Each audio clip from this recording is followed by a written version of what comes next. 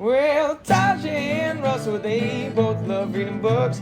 Tasha and Russell, they both love reading books. Well, what do you do when you share such Welcome love? to the Well, you start a club, you 124th start a club, episode of the and it's ABC your Pod, book the club, Adult and Book it's Club your with book Taja and Russell. I am Russell. and She a is Taja. podcast. Hi, and welcome back, everybody, to the podcast where we drink and we read things. And on this episode, we read Mossed in Space by Rebecca Thorne.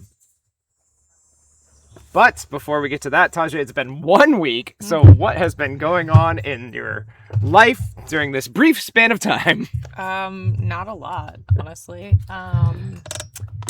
What has been going on? The hummingbird activity is going strong.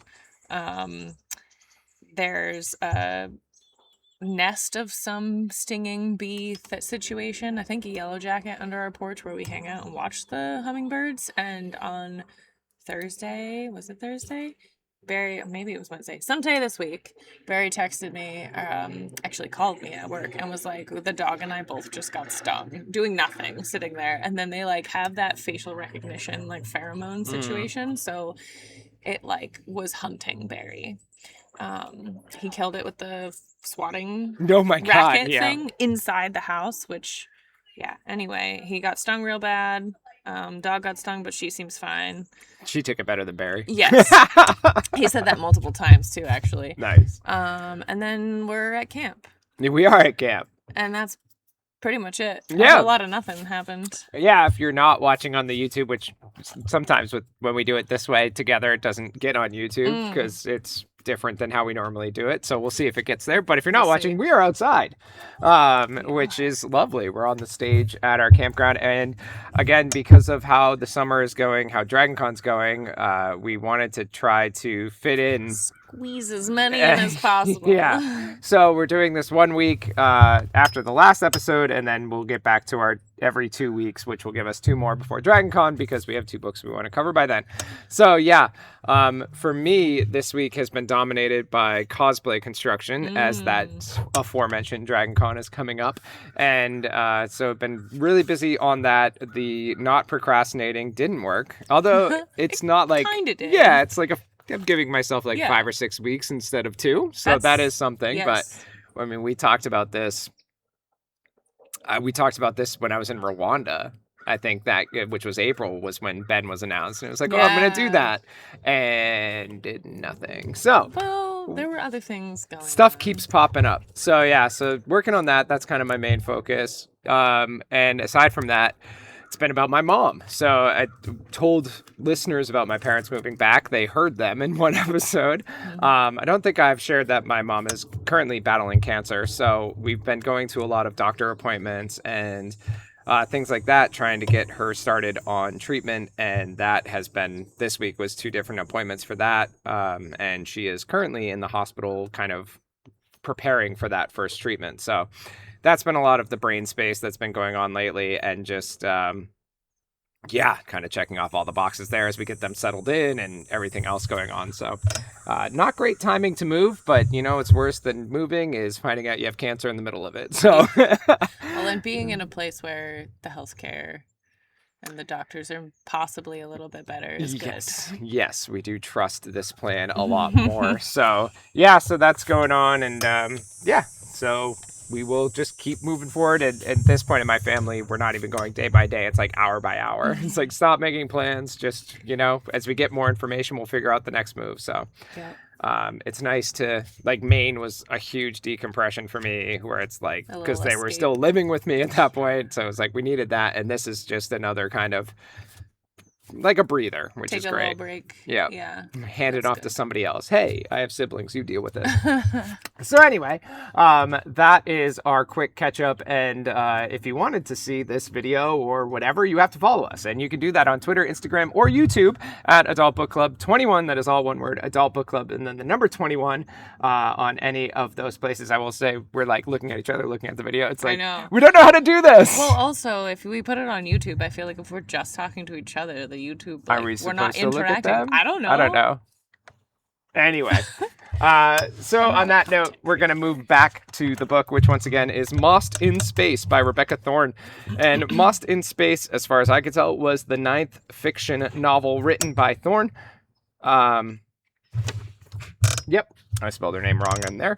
She is most known for her tomes and tea cozy fantasies. She is also working on a not-so-cozy series with the first book titled The Gilded Abyss. That was a mixture of arcane and Titanic, it said, was how it was sold. Yeah. Very violent and like to the point where she has a disclaimer on her website being like, this is not like my other books. This is going to be more of a thing. So that did look interesting. And adding to that list of books is also a nonfiction book about writing. So she keeps very busy. She's also a flight attendant. What? As she does like writing on the side. Amazing. And she's gone from being like self-published to published and back and forth. She also like helps out with a lot of like self-help for people who are trying to write or trying to get published or all that stuff. So she's got a lot of information on her website. Mossed in Space is the first book in a trilogy. I couldn't find out what the trilogy is called, but the second novel, according to the back of this book, was Moss Effect, again with the puns, and that is due out sometime next year. So on that note, Tasha, if you want to read us the jacket, we will jump into our story. Yes. Torian Rasner finally bought a starship, and contrary to Amelia's assessment, it was not a meteoric sign of stupidity. Sure, the alien starship may have been abandoned for a century, and it may be covered in moss now, but it's Torian's ticket to freedom, regardless of what her ex-captain said. Except Torian's first flight reveals a surprise passenger. The Moss is actually an organic computer with a snarky attitude and a serious abandonment issue. Or serious abandonment issues, excuse me. The target of this of its loathing, the immortal alien who built it and then parked the starship. Wow, I'm killing it. The immortal alien who built and then parked the starship with Moss inside and forgot about it. The same alien who just found Torian and accused her of stealing the ship. It's entirely possible that Amelia was right about this meteoric stupidity. Nice. That was not so nice. Not so nice. Not so nice. So, as mentioned there, we do have a human point of view, which is Torian, but we also get the point of view of Moss, which is named Moss. So we are going to go chronologically as usual, and we'll start with our abnormal protagonist, which is Moss. So what did you think as we met them? Moss is great. Yeah. So amazing. I very much got Murderbot vibes from Moss and their like snarky attitude, and I'm just totally here for that. I love the bits that we got sort of Moss POV. I think that obviously helped progress the story along, but it also gave us a little bit more of like into their psyche, basically. I don't think I have anything bad to say about Moss. I think that's fair. I liked that. For me, a big part of this book just seemed character growth in everybody, and we get to see that in Moss as we saw them. They talk about how they've been abandoned for 133 years in this hangar, and how when Dutch, who's the alien that made them, built them originally, it was kind of like as just life support, and then they became sentient, and then we're still seeing them grow where they're taking over cameras so they can see the humans and also how they deal with Torian. But then with that communication, because they've never really talked to a human, they've only talked to Dutch, we see them kind of add that snark, add sass, try to understand subtleties and facial micro expressions and all this other stuff. It's like cataloging human behavior and like learning from it, taking what it wants from the things that it's learned. Yeah. And I really enjoyed that part because they did feel like a very interesting sentient character. Yeah. And I appreciate the like cross between omnipotence and like not knowing what the fuck is going on, or just being kind of like adolescent and like learning how to be an individual. I don't know, it was very well done, I think, too, because Thorne didn't spend too long on like the technical stuff. And it all just kind of fit and made sense. Maybe a little bozy, but in a good way. Yeah, I mean, the comfy cozy definitely Yes. comes across a lot here. Yes. But I liked that they got along so well right off the bat. I liked that obviously it took Torian by surprise when they meet because she's not expecting a sentient moss. As you do. Yeah, but there was none of that conflict of like, I don't know. It felt like really buddy cop movie right off the bat, where they immediately have really good chemistry, and it just goes from there. So I appreciated that it like had all the good things without any of the bad things, and then it still held on to their anger and resentment and abandonment with Dutch. And we got to see them work through that in spoilers as well. So overall, came off the page as a great character. Yes. And it like worked really well. And as you were saying, kind of the back and forth between the POVs also worked because Moss was able to give us more, overarching stuff. Yeah, and things where Torian wasn't involved. Right. And stuff like that. So I did enjoy the Moss. So next is our human lead, which is Captain, in quotation marks, Torian Rasner. What did you make of her as we were introduced? I think she's a really good protagonist. Like, I would say strong female lead, but I appreciate that she comes across as like capable but fallible and still kind of like learning her own self. Yeah. About what she is capable of doing, but she's not like, so she's pretty young. She's what, mid-20s? 27, 28. Yeah. Okay. Late 20s. So I don't know. I liked that she doesn't have this like outsized impression of what she can and can't do. And I don't know, she seemed very real. Yeah, I liked that we saw her flaws. Yes, like exactly. how bad at security she is. Yes. How she wasn't like our 13-year-old female lead who's great at everything and can pick up a pair of scissors and be magical. Right. Like she fumbles with the gun almost every time she touches it. She carries a gun with no ammo because she always forgets her ammo. And she does like make not great decisions. Yes. And recognizes that they're not great, but then still is able to like figure out a way to deal with the ramifications or whatever. And I really liked, and I think her guiding force is her like strong moral compass. Yep. And I think that with her fallibility and just like she was just very real. She was a very real character. And I think as we see in other parts of the story, kind of how humans are, the worst side of us, which seems to be displayed more and more these days.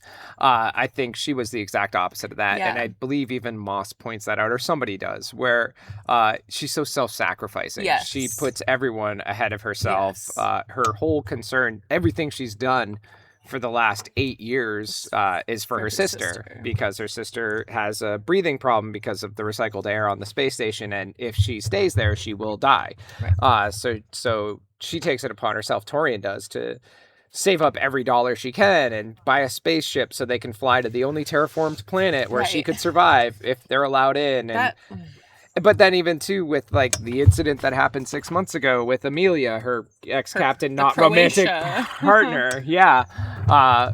Croatia, and then Croatia getting what was her name? Battlestar Galactica. That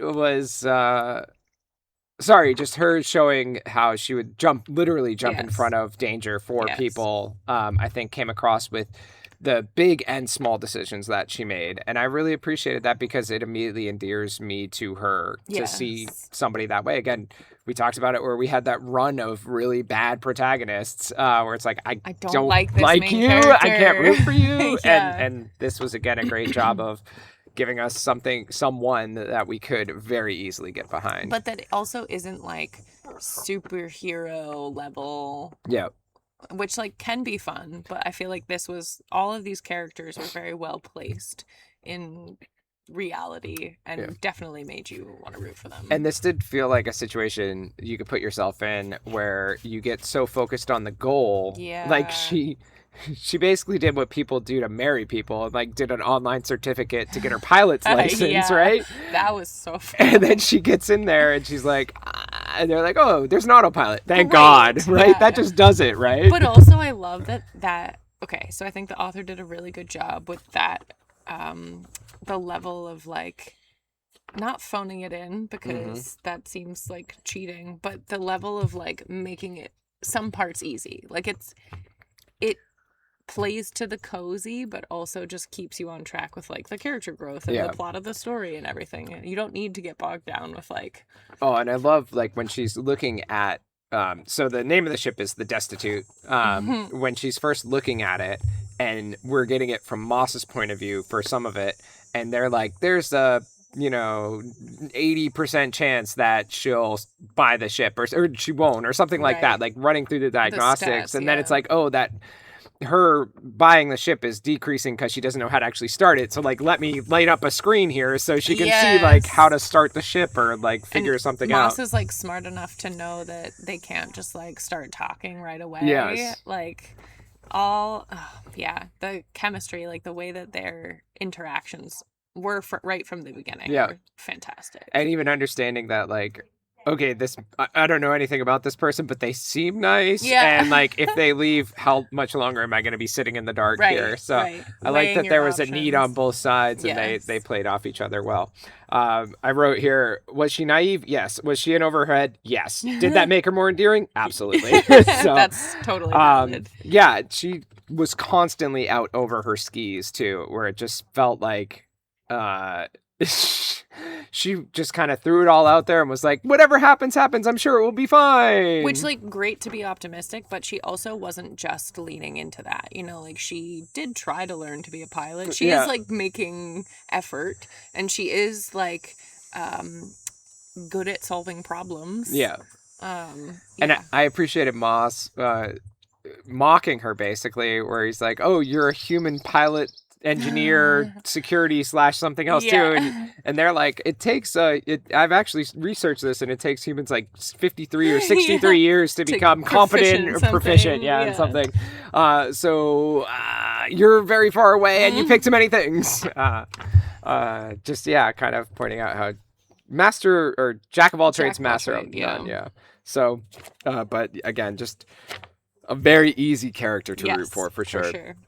So moving on to our universe, Thorne builds us a universe, and we see glimpses of alien beings as well as how humans are surviving on space stations and their one terraformed planet. What stood out to you about the worlds she created? I think the thing that stood out to me was the believability that humans basically like fucked up and have like become secluded by all the other aliens in the universe because they're such pieces of shit. And then just double down again and again on it. Yeah, it makes sense that they've like set themselves apart in a negative way and then are basically like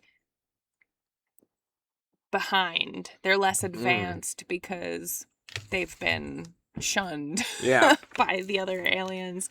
I think overall though, like, really cool world, and she had some neat like alien concepts.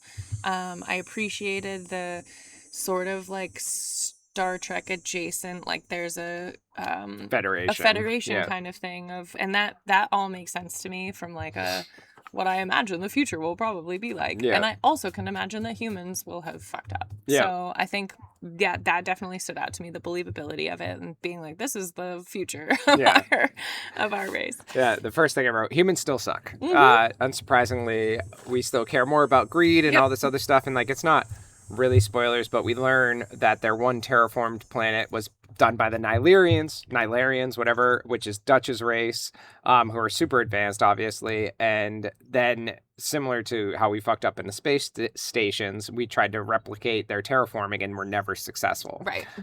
So, again, and then we took credit for it. Like, forgot that somebody else did it for us, and all humans believe, oh, no, they just got it right this one time. And then there's just, like, the propaganda and lies that humans distribute to other humans to, like, keep the class structure and whatever. I mean, I guess you could call it class structure, but like all the people on that terraformed planet that they've stolen effectively are elitist assholes, and everyone in space stations are getting the shaft and like having to do all of the work, and that totally tracks. But if you do your part, citizen, you can come to Rymara. And they also like kick people off. Yeah. Like the whole thing just totally tracked for me. I did appreciate that not really spoilers, I think, Torian does make it to the planet and is just overwhelmed by the waste of resource. Yes. The use of like how much he talks about the Oh, clothing thank you. that they use in the fabric thank and you. how, oh, yeah, what do you mean you have like flowy sleeves and all Yeah, this? Like, why it's are so you wasting your impractical, fabric? too, like-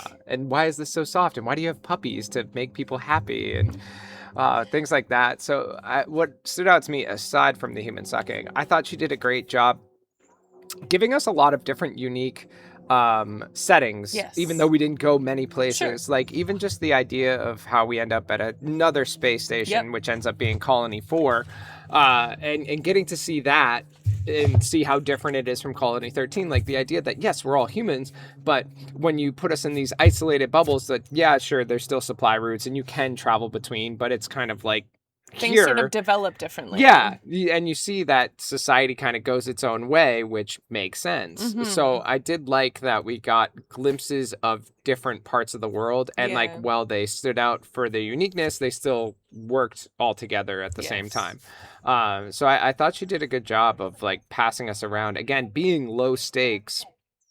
I think the biggest thing I always wonder with these stories is like, what's going to be our catalyst or our, you know, there has plot to be some, driver. yeah, there has to be some sort of thing that we're working against or Mhm. for, or some kind of danger lurking or Mhm. whatever.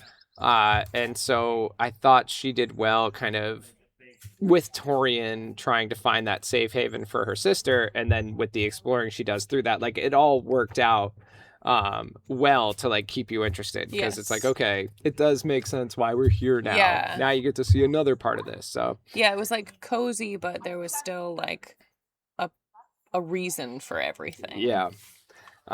So on that note, we will get to your get to know your podcaster question. And I do appreciate when we do these ones in person, it does always seem like we just go faster because it's like, I okay, know. let's just do it quick. So anyway, your get to know your podcaster question. Moss is a sentient being. So if you had to choose a plant inside your house or outside your house or at your office or wherever plants are that you have, a plant in your life, if you had to choose a plant in your life to achieve sentience, which would you choose and why? Okay, I would choose Andre or I aloe. thought you would choose Andre the Giant. So we have this aloe plant we named it Andre. We bought it at IKEA when we first bought our house in 2015.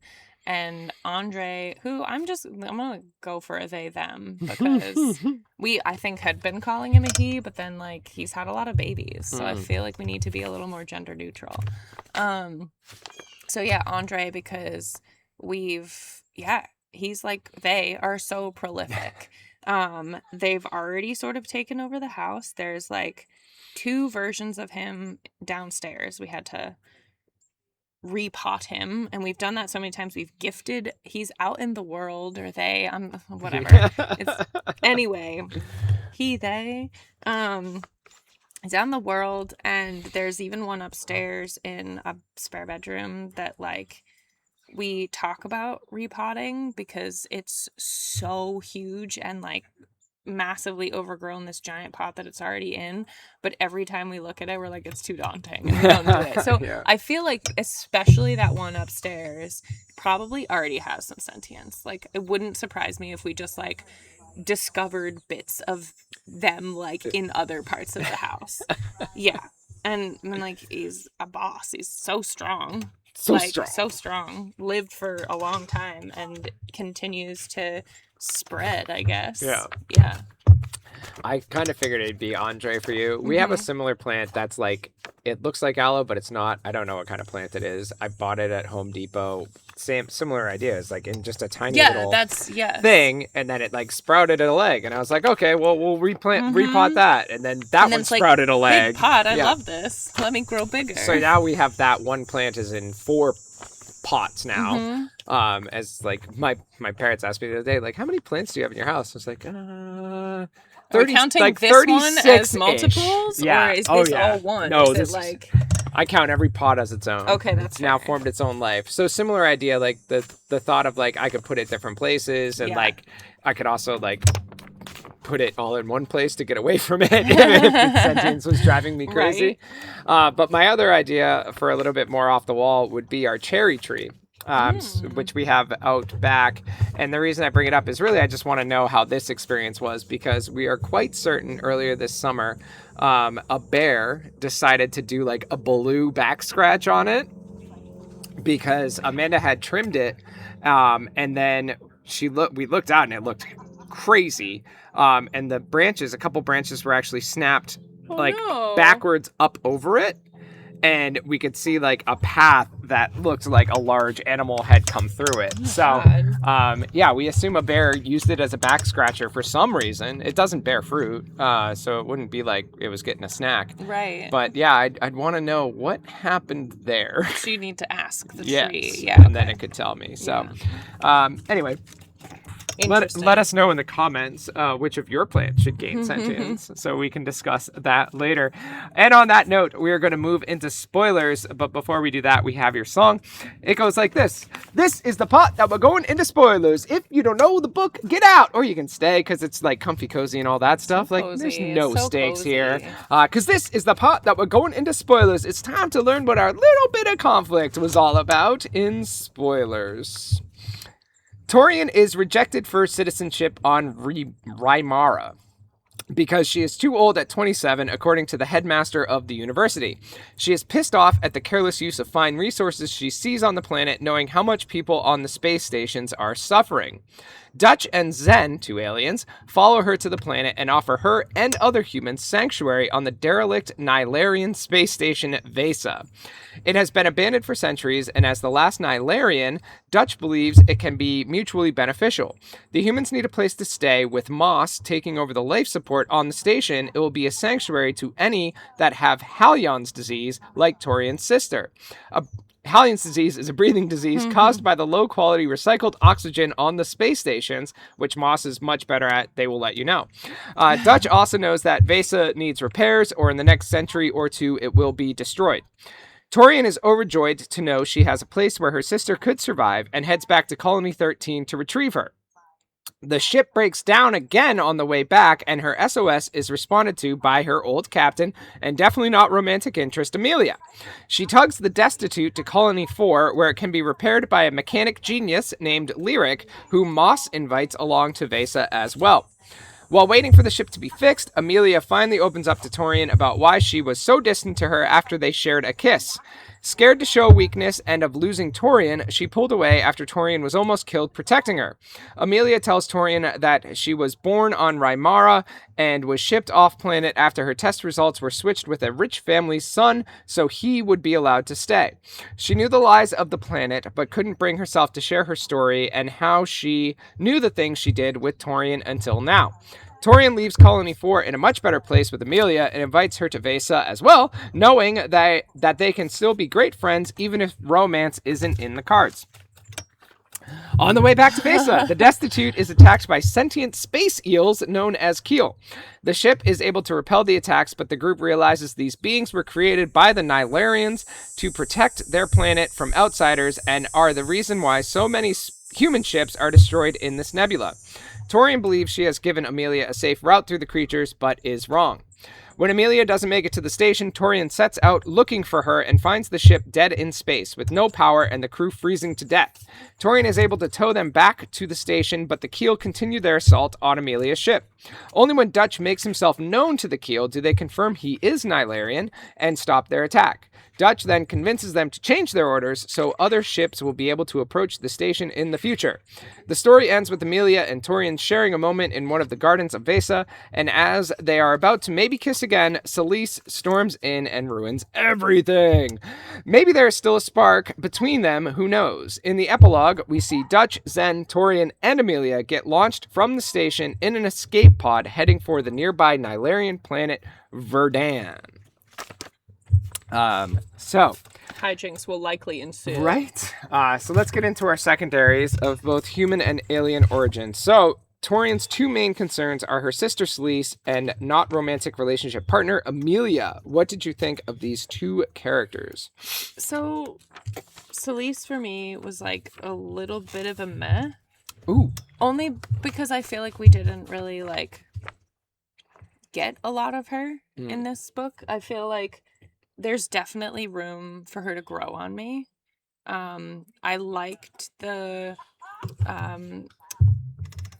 banter that she has with Torian. I think that their relationship is really sweet.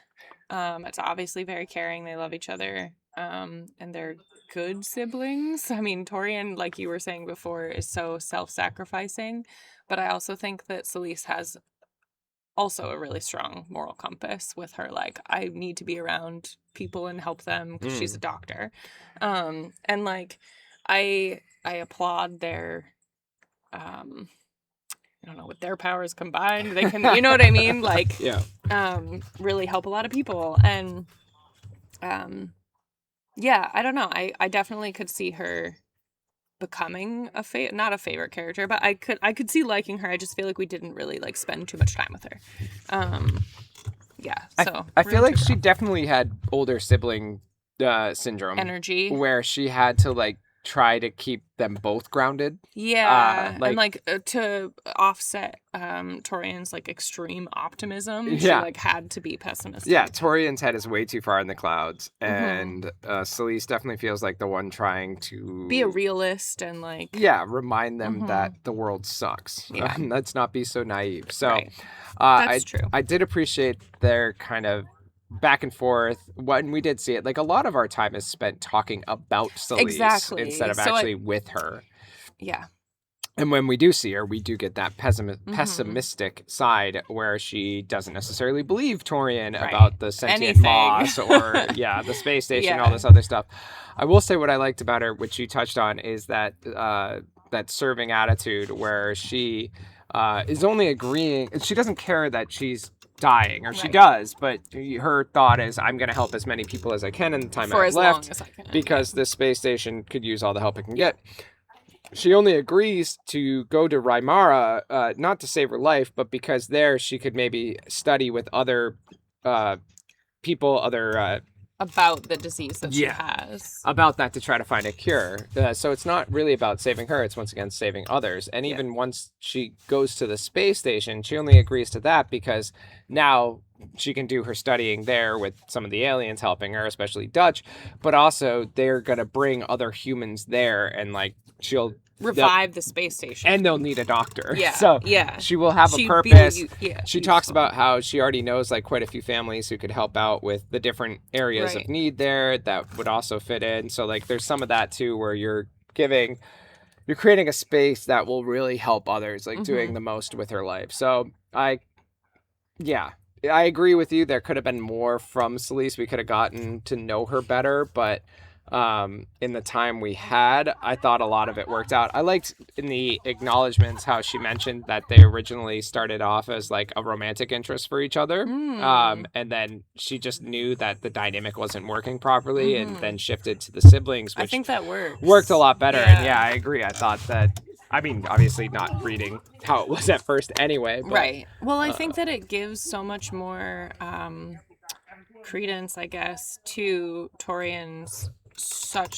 she has such a strong desire to help Celise, and I feel like that reads much better as a sibling relationship than it would as just a romantic partner thing. Because I think that it just, I don't want to say it's more believable, but I can like really get behind the whole like familial rescuing whatever like that. Yeah, especially because their parents are gone, so it's just the two of them. Yeah. And like that, yeah, I think that was the right move. And I definitely, I said I was mad about her, but I don't. It's only because we didn't get to know her. Like I think that she's a neat character, and I think that in the next book, it will be more fleshed out, and I think I would like her. Yeah, and she's going to play a more pivotal Yes. role. And it would be interesting to see where they go, you know, how much time is spent on revitalizing that space station Right. and how much is spent on like them being on the planet now, like Right. what comes next. That's the interesting thing with these comfy things where it's like you can kind of go a lot of different places that people don't normally go because you're not so Because it's worried not about high conflict stakes and and all yeah. that jazz. As far as Amelia is concerned, I like that she eventually opened up. I think she had to. Obviously, as you put it, we had that Croatia moment of Ugh. they kissed, and then why did she pull away? And we learn about Torian jumping in front of a bullet for her and almost dying, and how that almost broke her. And what interests me about Amelia, what I think like the blank space that wasn't filled in was her relationship with the fleet, which is the crime syndicate that they work with, and how much pressure that was putting on her. And it feels like that was a little seed that we're getting just for this book, and then like the next one's gonna be. And it's interesting because it was similar with Zen, one of the aliens, where it's like, I thought you had a duty to your empress or whatever, and like obviously Amelia has some kind of duty to whoever's higher up in the fleet there, but she gives her ship over to her second in command, Opula or something like that, to kind of go off while she stays on the space station for a while. And it's like, okay, if you can do that, you know, maybe that's her character growth, is she's finally like realizing I can take some time. But anyway, I wanted to know more of that to understand her motivations, how much of that and stuff. and how much of that pressure is real or imagined, or like what they're trying to groom her to be. Like, is she going to be the head of the fleet, or, you know? And she talks about how she can't show weakness because you never know who's coming for you kind of situation. And she's got this face to keep on. So like, well, I understood why she was doing what she was doing, I still felt like their relationship should have been strong enough that they could have talked about that before having that like moment of breakdown on Colony 4 and like, this is where I lived, look how it's perfectly pristine, look at the museum of where I grew up. That I agree with all of that. I have nothing more to add. No notes. I also didn't love, and you've touched on this before, the nicknames. And I know we all do it anyway, but her calling her Ames felt very forced to me. I didn't love that. Yeah, Amelia's not really like... I don't know. I feel like nicknames are a thing. Like, I get it. But yeah, sometimes they can feel not... It didn't feel like it fit. Yeah. And like she even says like, oh, like when she does it, she's like a bridge too far. She's like, she wasn't ready for that again. And it's like, yeah, I wasn't ready for that. And the last thing I had on her was, I do appreciate that she kept wearing the jacket Torian had given her, and like that felt like a sign to Torian that there was still feelings. Yeah, at least the friendship there, even with the cold exterior she puts on towards her. So I don't know. There's more that can be explored there for sure. Yes. It just felt like it worked as far as their relationship, it worked in a way. This being book one, it did feel like we're just laying groundwork, and like the kids can't get back together. You got to keep the will they, won't they? Although in all these things, it just seems like a will they, when will they? Yes. Kind of situation. Which like works for a cozy. Yeah. You know, like this is what it's supposed to be, basically. And this is something we'll get into in the end of this section when we talk about it being like being one of a trilogy and how that made you feel, but. It did feel like we had that goalpost we were going to get to, and we weren't going to go past it because we have to save something for the future. Yeah. So yeah, it worked. The false, like, I don't know, the rough exterior Amelia puts on, especially when she first sees the destitute, she's like giving her shit, and Torian tried to like sneak off without saying goodbye to her and all that. It's a little cliche. Yes. I did appreciate how much Moss pointed out that they weren't romantic partners. That was very funny. It was like poking the bear. Absolutely. So yeah, it was there.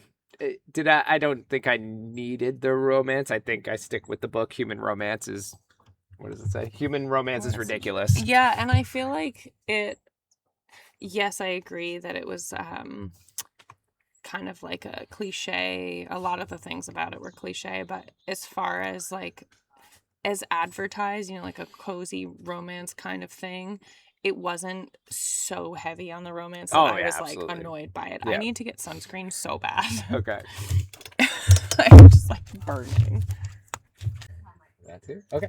And hard cut back in for our YouTube listeners as Taja is fighting the sun game. This is her Jordan Flu podcast. Was that a sports reference? Yeah. You don't know about the flu game? No. Oh.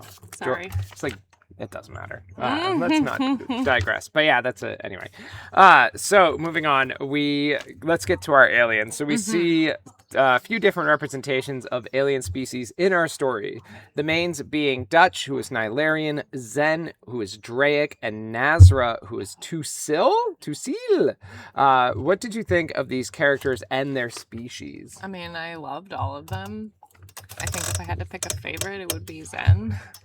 I think that the visual of like an alien like gargoyle type thing is just really cool, and I also just love the like mental picture of a big gargoyle giant alien with wings, and Dutch's character, who in this moment I am not remembering much about the description of him, but that they're like a couple is really cute.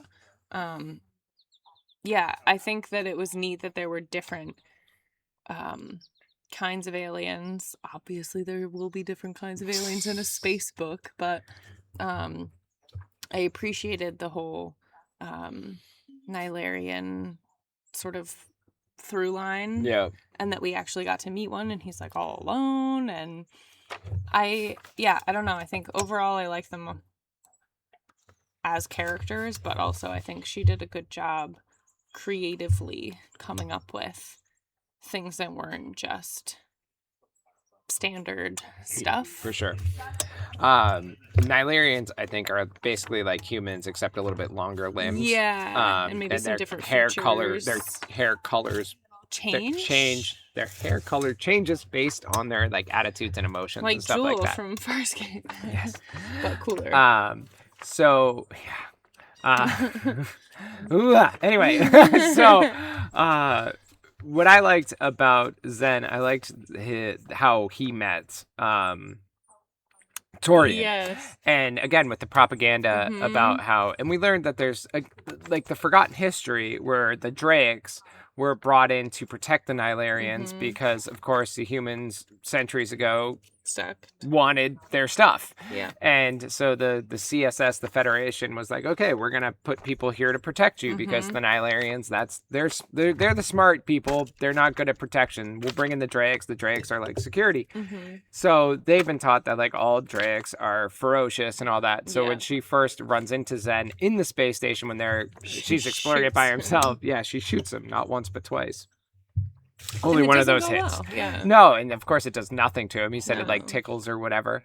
But I liked how his immediate reaction isn't anger towards that. Yes. It's like confusion to her, and like he has come because they recognize the signature of the Destitute and believe that she has stolen Dutch's ship, even though Dutch has just misplaced it for 133 years. Whoops. Yeah.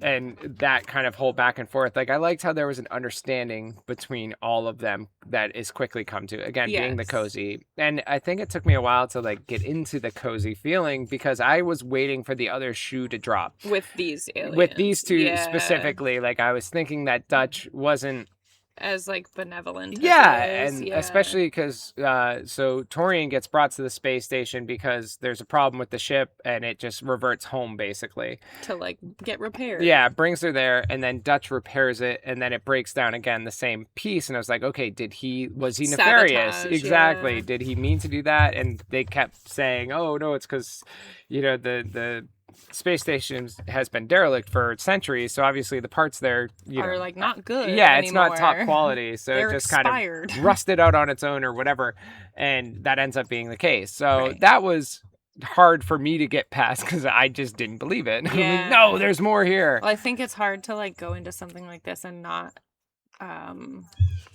still have in the back of your mind a little bit of like a Harlan Coben. Absolutely. Trying to figure out where's the twist coming from. I will say, too, I appreciated how willing Dutch was to listen to Moss. Yes. And to be understanding about where they were coming from, how he treated them like a sentient being, where he wasn't pushing them to like come to his side, or he understood their relationship with Torian and how much that meant to them. Respected Moss's individuality. And respected their emotions. Yes. Believed those as real. Like understood the sense of abandonment, apologized numerous times, understood when the apology wasn't accepted because Yes, for a Nihilerian, which on the back said that they were immortal. We know that I didn't get that feeling, but we Super know he's like long-lived, 1,000 years old yeah. already. And everybody else, every other Nihilerian has disappeared, and they don't know why. And I and think left like Dutch. yeah, I was like, do they come up with the like they all left. They all went somewhere else. Yeah, and we don't know where. I will say, I like for a moment thought the keel, the eels in space were like evolved Nihilarians. I thought that's what they were trying to get through with like Sure. the blue flashes on them. I was like, Yeah, oh, maybe that's yeah. their hair. No, again, looking too deep No, into the thank you. twist. So I appreciated how he handled the situation. It wasn't just like a child being like, that toy was mine and I want it back now that Yes. you found it. Give me, give me, give me. He's more accepting of the situation. And again, like seeing how he wants his home to be rebuilt and like, Restored, yeah, yeah. he'd rather somebody take advantage of it when they need it. Right. Rather than being like, oh, no, it was ours. You can't be here. Right. So I thought, again, it works really well for the comfy cozy. I did did. not. I should have believed in Dutch and Zen a lot more than I did for sure from the get go. Well, and I think Dutch in particular is like your sort of stereotypical like absent-minded professor who's just like so smart but like doesn't really understand like social emotional things. But at the same time, that's not true because like you were saying, he's so good with Moss and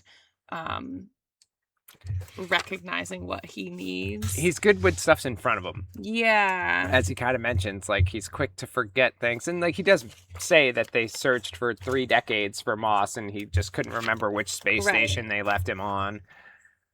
So sure. But yeah, I don't know. It was interesting how, and I felt like it was a bit of a crutch where we brought that up again, where something else had happened. And he's like, oh, maybe it was about the space station. And they talked about how he hadn't gone back. And he's like, it wasn't at the top of my mind. So I Right. like didn't think of it. But then that seems strange to me. Like, what was at the top of your mind? Like, do you romance. have... Right. Okay. At that time, sure. But yeah, I think those two characters are really cool, and I appreciated that they were traveling together on Zen's ship with like his company of Yeah. peacekeepers, basically. And even I appreciated that we meet the medic, Drake, I forget his Yes. name, and how they're not as accepting. They kind of get in a little standoff with Celise specifically. Which I think is hilarious because that character seems very much like Celise. Yeah. That medic. And For so sure. I could see them either becoming friends or something like later on. Yeah. How it's like we're so similar in our like not necessarily crappy bedside manner, but like Yeah. they have that same sort of like Crappy bedside manner. yeah. Yeah. And then lastly is Nazra. I found interesting just because of the whole hive mind idea here Yes. and how she's connected to everybody else on her planet. It did feel like, when I was writing this down, it popped in my head like basically an influencer today in our world. Like you just did that on a galactic scene. Because most Yeah. of her species don't leave their planet, so they tune into the hive mind to watch what the others are going through, Yeah, and they have these this like connection. ambassadors that are out in the world or out in the universe, and they can all like see through her eyes, Yeah. like when she chooses. To And it let was them like a do chat that. was going on. She's like, "Oh, I'll ask them," or like responding to them and all that. And I was like, "Oh, I don't love it as much now that I'm putting that together." Yeah. Whether yeah, that was no, the that's purpose true. or not. I definitely, because I'm also reading Dungeon Crawler Carl, it kind of gave a little bit of that where it's like everyone's watching, Mm-hmm. and so you're like. You're not behaving differently, but there is a certain sort of like performative thing that happens. I liked her though as a character. I think it's so cute how thirsty she is for like knowledge and how interested she is in learning about humans. And yeah, I think she is really sweet. Yeah, I did enjoy her, and even as Torian pointed out, the not so subtle "fuck you" to the headmaster Yes. of Rymara, where she's like, "I'm actually gonna go with them." Yep. I'm more interested in fixing the space station, and it helps that her specialty is Nihilarian culture or whatever, Right. and yada yada yada. A lot of boxes that got checked there, but I did enjoy bringing her into it, and how then that also, like, when Celeste meets her, she's like, you didn't even tell me that there was a two-still here, and like you have to pay just To, for a like, little bit of see their them, time yeah. because they have this hive mind. They have what they call the book, which is all the stored knowledge that they've come across. So Celeste was hoping to use that in order to learn more about Hallian's disease, and how to cure that. But of course, because it's a human affliction and this species doesn't spend much time with humans because we're boring and also we're the worst, she learns that Nazra may not be able to help her as much as she thought. But she's also willing to, like, try, which I love. Yeah, like, her attitude is, like, they've definitely collected the right kind of people to be doing this rebuilding. Yeah, and you could see her adolescence come through too, Yes. with just how, again, she felt like, I don't know, like that preppy, excited, naive little kind of younger person who's like, yay, this is happening. Okay, fam, let's look at this now. I enjoyed her. It'll be interesting to see how much that knowledge comes into play with rebuilding the space station, and how she talks about how basically she's got to keep the views up, like and subscribe, so she can remain an ambassador. That button. So moving on, this was another example of low danger, more cozy adventure. I was wondering how you thought this stacked up in comparison to others like Legends and Lattes and all of that. I mean, I would say, if we're direct comparison to Legends and Lattes, I would say a similar level of coziness in terms of, like, not necessarily cliche, but just like checking all the boxes of like what you'd expect for a cozy, relationship-y, found family scenario. But I would tip this one over a little bit over Legends and Lattes because of Moss. Yeah. Because, like, I'm totally here for the snark. Mm-hmm. And it just brought a little bit of, well, it was funny. There were, like, a lot of moments of levity, I think, because Moss is kind of murder bot-ish. Yeah. That you wouldn't get with, like, a just normal character to character, regular character to regular character interaction. I agree. That is what stood out the most. Because just thinking back to Legends and Lattes, it's like, there's some different species here. Right. There's orcs and goblins and tieflings and cool. And maybe it's also the familiarity of that through, like, Dungeons and Dragons, where it's like that isn't as surprising of a mix. And really, this isn't either when you think of, like, space, like Star Trek, like you said. There's always those other species and aliens that are around that help them and have their own kind of things part they bring to the table. Yeah, exactly. So Moss is what stands out. And I did think that without them, I'm way less interested in the book. Oh, yeah. Because it is that snark that they're bringing. It's the growth that they're experiencing. It's them complaining about the growth they're experiencing or realizing it. Like, a big part of this, too, for me, was seeing Moss realize that they could forgive Dutch for what happened. And, like, even though, yes, those 133 years were fucking miserable, without them, they now don't have this family. Right. And how Moss is creating these connections with, like, Lyric. Yes, with other people. Yeah, and, like, I'll include Amelia in this too. Like, they come up with their own little scheme to try to keep Torian safe. And a part of that is, well, yes, Torian, she even brings it up. She's like, we have a short lifespan. You're tying yourself to a lot of humans. And Moss is like, yes, but you will have offspring, or you will bring other humans, and they will have offspring, and I will make sure to make them love me, and then I will continue to have more of this family around me, and I'm not reliant on just one person that if they get forgetful about where I am. It's like an insurance policy. And they're, like, learning, and it's like the logic of if I grow my person base. Yeah. Then I'll be more secure in not being abandoned. Yeah, exactly. And then Torian, too, with her growth to when she has that moment, I forget when it is. Maybe it's definitely on the space station. It's like, Celeste is safe. Now what? Where she's like, this is the first time in 8 years where I'm not, like, making a decision and, like, strictly on what's best for my sister or best on whatever.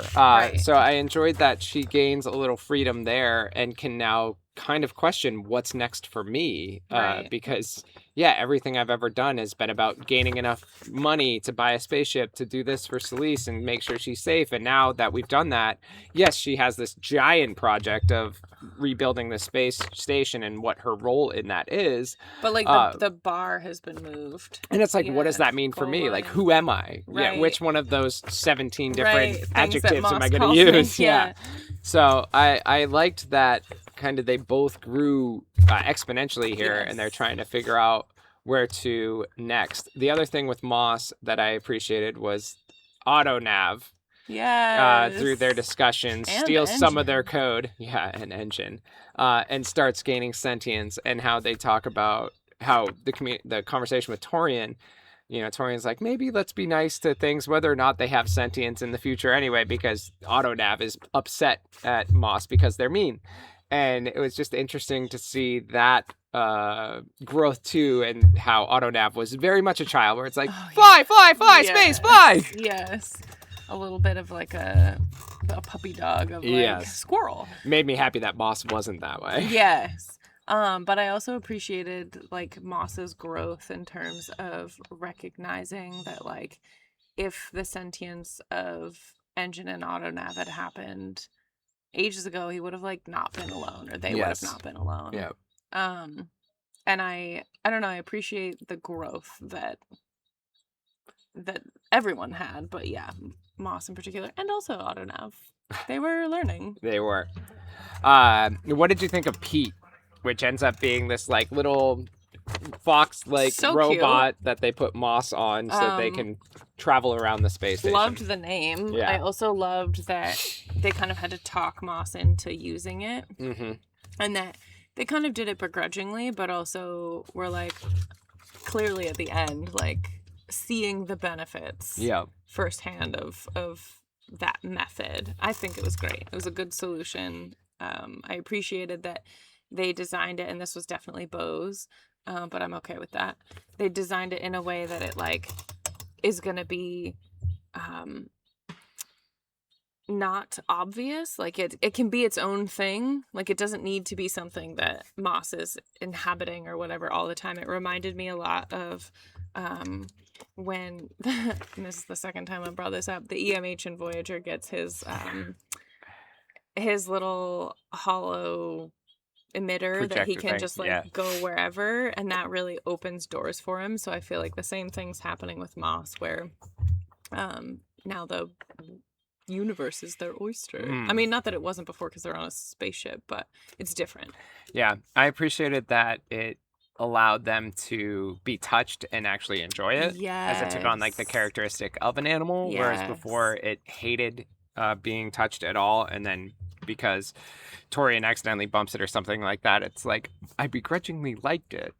Should I like it? Like, also just with Moss's point of view and how they spoke, like leaving the words but striking through it, where it's like I loved that. hating what it's saying but like means it. I like that was a good way to get more emotion across. Absolutely. And you get more of the character, I think, from things like that. Yeah. I also really liked the author's way of, through all of that, highlighting how important consent is. Yes. Yes. Because it was really, it's a very benign way to do it, which is great. It normalizes everything, but just how many times they highlighted Moss's point of view of Torian purposefully like avoiding touching, like, so she'd put her hand on the console like right next to the Moss, and like that, where it's like you're wanting to show physical affection, but you're doing it in the way that the entity has told you is the way that I just think that she did a really good job with that, and it wasn't like beating you over the head. It felt very natural. For sure. Yeah, there a lot. So overall, yeah, when looking towards the other books, similar here, like the Cozy Comfy, it definitely just felt more, I don't know, it felt more full. Yeah, I was going to say well-rounded. Yeah. Yeah. And as you said, like we had the through line of the Nilarians. We also had the through line of like finding a home for Celise, and that broadens out. So there was like a purpose. It's more than just, I guess, like Legends and Lattes is more about like Viv healing. Sure. And then finding love and like realizing she's allowed to love whatever. Whatever, that gross stuff. But this just felt more like grander scale. Yes. And I think I appreciated that more. And again, Moss, that different perspective was a lot, carried a lot of weight here It too. did. So our final question before we get to additional spoilers, the book being one in a series. Were you satisfied with this ending? Like, did you feel like the story worked standing on its own, or did you feel a little robbed with where it concluded? So I wouldn't necessarily say robbed. I think that it was sort of a somewhat cliche or stereotypical like way to hook people for the next book to basically end on like a cliffhanger. Mm-hmm. So yeah, I don't think it. I mean, clearly it's not like it works on its own because of the way that it ended. Okay. Yeah. But I think that it. I'm not saying the hook. Yeah, I've been watching it. The hook. There's a squirrel carrying a very large pine cone thing. Yeah. And it's a very small squirrel.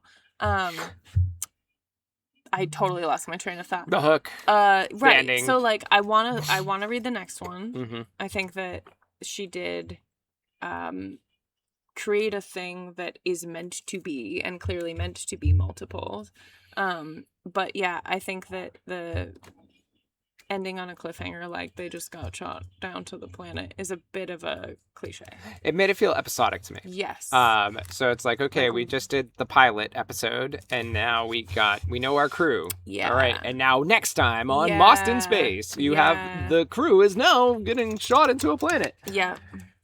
So yeah, I didn't feel robbed. I just kind of felt like, again, talking about like the relationship and how the romance didn't actually happen. We had that stopping point where it was like, we can't go further because we need to save that for later. So I didn't feel robbed because there was so much character growth and we spent a lot of time with them, and like everybody we saw get better, or whatever, grow.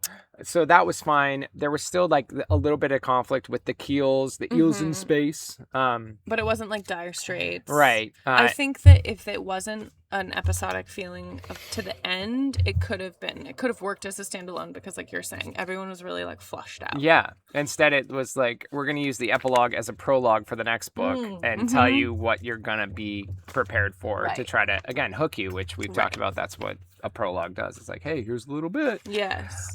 So yeah, I didn't feel robbed. I liked it. I do think that epilogue was just, it left a little bit of a weird feeling where it's like, okay, I don't know. I think because it was so cliche. Yeah. Like you're saying, it definitely, I've been watching a lot of X-Files and they do a lot of that where there's like a multiple to be continued scenario, and like that works if it's an episode you can like go and watch right away. You know, I experienced that when I was watching Farscape when it was on the air. Like that would happen and then you'd be like, okay, now I have to wait. You have to wait a week. But I also didn't really feel like I like these characters, but I think the hook maybe wasn't like enough for me to be like, oh my God, I need to see this. And we were talking about it too beforehand. Like the cozy, comfy nature is a nice change up to throw into reading. But like, I definitely am not the one. This isn't my preferred type genre, of reading. I enjoy it. I like when we dip our toes into it, but I'm not going to stay here for long. So even knowing it's coming out next year, like this one, because there's so many times I picked up her Tease and Tome series where I'm like, oh, maybe we should cover this. But I'm like, I don't know if it's like, it's really like piratey. I don't know if I like want to jump into that. So when this was like space and all that, I was like, oh, okay, this is kind of more, let's see how it goes. But like when the second one comes out, I don't see myself being like, I need to buy it right away. No. I think it's more like when I know I need a change up, I'll like look into it. I think that there's, I'm a little bit gun shy with like Legends and Lattes and then Books and Bone Dust, like we were talking about before. I didn't really love the second one. I loved Legends and Lattes and it gave me what I needed out of it, but then the next one was like a little bit lackluster. It was also weird doing a prequel. Coming out with a prequel second felt weird to go back to because we already knew where Viv was headed, and like we didn't need to see her as this like or struggling with being in a gang or, you know, whatever, Yeah. a group of fighters and not Whereas knowing where to go. It's like, we This know where you one, go. with like the chronological Yeah. correctness of it, I think is more exciting to me. Yeah. Yeah. And like it did, because Travis Baldry has come out with another one. Oh, in Since that then. series? Yeah, but it's separate. It's like Oh, not in the Viv world, anymore. but- Yeah, oh. another cozy adventure. And like I never went to that because of how I felt about Bookshops Same, and Bone yeah, Dust. So I probably would not go either. yeah. So it'll be interesting when this comes out to see it, like feel the vibe of Yeah. what it's like for people. But I'm not against picking it up, but I'm not gonna like run out for it again just because it's not my usual go-to. Yeah. Though I do like these characters, and I could see her, the author, doing a really good job, like growing them even more. Yeah. Yeah. Because a lot of this stuff usually goes over my head. Did you catch a lot of puns in this? Not an aggressive amount, and Yeah. maybe that's good. Like, you don't want it to be like every Hitting you in the two head. things is a pun, Yeah. and so that it like you get bogged down. Then you're like thinking, were you just trying hard to get as many buns out as you Yeah. could, or Yeah, how much of your writing were you just focusing on Right. this nonsense? right? Moving into additional spoilers, we already touched on Moss's growth, but just to talk about the Destitute, the ship in general, Yeah. I liked, first of all, the imagery Me too. That throughout was the really book to kind of helpful. give you an idea of what you're looking at was Yeah. great. And I just liked, especially for somebody who grew up on a space station, being able to walk into something that is covered in moss and like so organic feeling. Yes. I can see that being immediately something you want to jump Drawn into, to, while yeah. also getting like all the side eye that it got from everybody else as they were kind of Because looking it at it, looks be like like, some what the fuck? derelict thing. Yeah. And not understanding the value of it because Moss keeps silent and like how much Yes. technology there is actually Right. on that ship, but because it's boxy and weird looking and covered in moss and old, people just expect it to be shitty. I definitely can see why people were calling it the correlation to Firefly, because like obviously Serenity is like a kind of weird looking ship, but it also has like the way that Torian described it when she first walked in, or when she first saw it, of just like how cozy and small it is. I really liked that, and I got the same kind of vibe as like the Serenity's sort of like kitchen, living same. room area. And obviously there's like 4 different purposes. Yes. And Serenity has like cargo space. This ship is so small, it has like practically no space. Yeah. But I could definitely, especially with all the moss and how cozy that is, I would for sure get on this ship. Yes. 100%. It does feel like it's just waiting to hug you, even though Moss Yes. doesn't want you to touch No, it. but it doesn't mind you walking on it. Well, it shuts off I the could lay sensors on there. it. Yeah. Just give me a space to be me. Yeah. We'll be fine. So I enjoyed that. I assume that had to, because Moss is such a key role here, obviously, I assume that had to be like the starting place for it, For the storyline yeah. and going from there. So Yeah. I enjoyed it. Was there anything else you wanted to touch on before we get out of it? Spoilers. The only other thing is just to like wax poetical about Moss in general and how much I loved them. The relationship he has with all, or they have with all the plants. Yes. And the like That the was way good. that they communicate with the tree on Vesa. Yeah, Vesa. That was just really hilarious, and how annoyed they were by all the plants, Yes. like being so needy, and there were a lot of moments where I was listening to the book where they were having conversations with the plants, and Barry thought that was hilarious. Yes. Yeah. So that would be the only one. I did appreciate that, and how when Torian learns that Moss doesn't like to be touched, he's like, you can touch the plants, they're dumb and they think it's wind. Yeah. And they've been complaining about not having any enough wind. wind, So you could, yes. help me out by doing that. Yeah. And again, maybe that will change if they are trying to be nicer to Right. both sentient and non-sentient beings Right. moving forward. All that character growth. Yeah. So on that note, we are going to move out of spoilers, and moving out of spoilers, maybe waiting for this plane to stop going over us.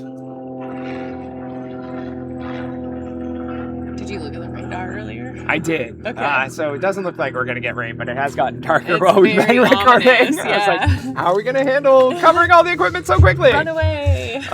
So moving on from the spoilers, but not quite done with the book, we have to give this our grade. We do this based on the D&D D20 scale, so 1 is bad, 20 is good, and then we add or subtract a characteristic, modifier, ability, or skill from the game Dungeons & Dragons that we think best fits our story. We alternate every episode, and this time it is my turn to go first.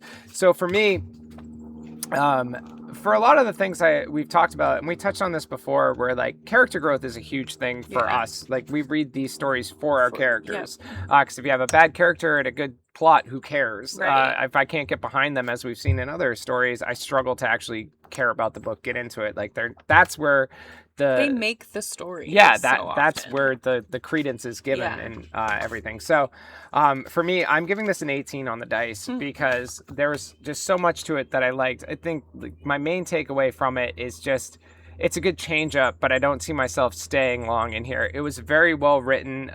There was just a couple things like calling her Ames and very like, small Croatia things, but also like vibe. I think too, as we saw with like my friends last episode, I like for me the 20, it has to give me like an emotional something. There has to be something that draws out of me, and like something I'll call back to. Like I like this story.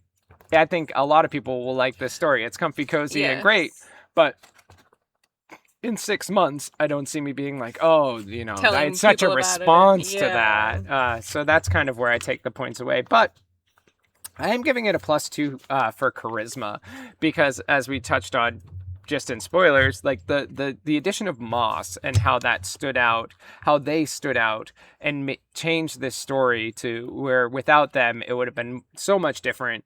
And compared to the other ones we've read, that's what made the difference for me. And just how they came across, how they grew, how they like learned about humans and how to deal with Torian, but also how to deal with their own issues with Dutch and work through that and their abandonment, and to understand that they're building their own found family here. The squirrel is just staring at us on the tree over here now. It was just really great to me, and that's gonna be my big. Oh wow, he is very interested in us. Please don't Chill come out, at guy. me. Now I'm on the other side. Nope, we don't want this. I don't. Okay. If you fly at my face, we're done. At least get on camera for that. Yeah. So that's what I'm gonna take away is Moss's perspective and how much I really enjoyed that. So overall for me, it's a dirty 20, and I just liked the character growth again, and that's why I'm kind of rating this so high. And I think it is a book for anybody if they want to just I've already have a told light people read. about Nice, it. nice. Yeah, so dirty 20 for me. Yeah, I also gave it a straight roll of 18. I think that for all the same reasons you gave, it was well written, it was cozy, it really like delivered on its promise of like a cozy, spacey side, like yeah, I guess romance. But I appreciated that too, that it wasn't like icky romance. It was like cozy. Gonna just keep using that word. It's like lightly fried fish fillets. Yeah, I asked Barry, okay, this squirrel.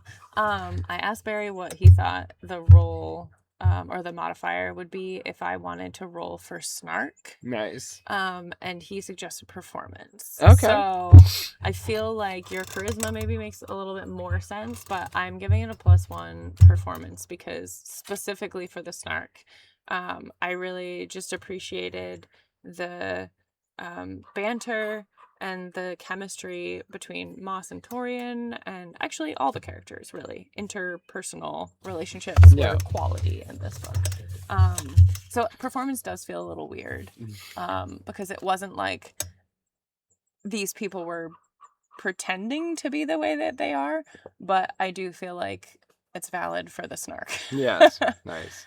So that's a 19. Nice. So overall, a 19.5 for its grade, which, fits. Again, if you're just looking for a quick escape or a change up or something cozy, comfy, this would definitely be for you. And if you like her writing, like the writing was good too. It was, yeah. Which, again, like the more we do this, that definitely plays a part in my grade too. Because if I'm like, hey, the writing was great, it may not be for me, whatever, I'll give you a higher grade. But if the writing's bad, I mean, I won't like the book. So it's like, if the writing's bad and I like the book, it might be a lower grade. No, if the writing's bad, it's really going to bomb this grade for it. So check that out one last time. It is Lost in Space by Rebecca Thorne.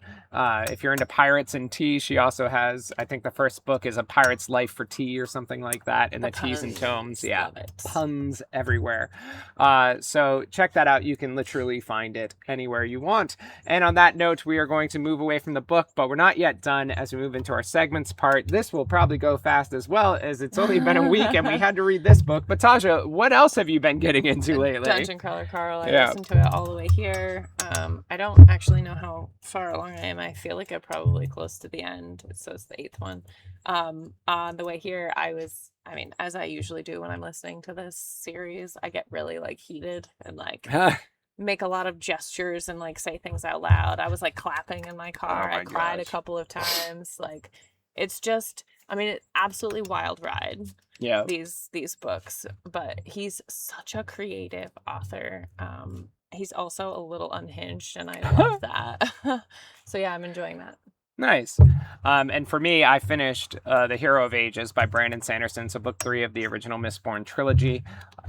Definitely delivered. I really enjoyed. There were still some like twists at the end as far as like how it was all going to go. Like you're just sitting there being like, okay, I know you're going to deliver this, right? But like, how are you going to deliver it? Right. And I was not expecting The way it to that go did. that it went. Okay. There were consequences as this like major Ooh. epic is coming to at least some sort of conclusion here. So I appreciated that we didn't just get rosy, happily ever after. Bows everywhere.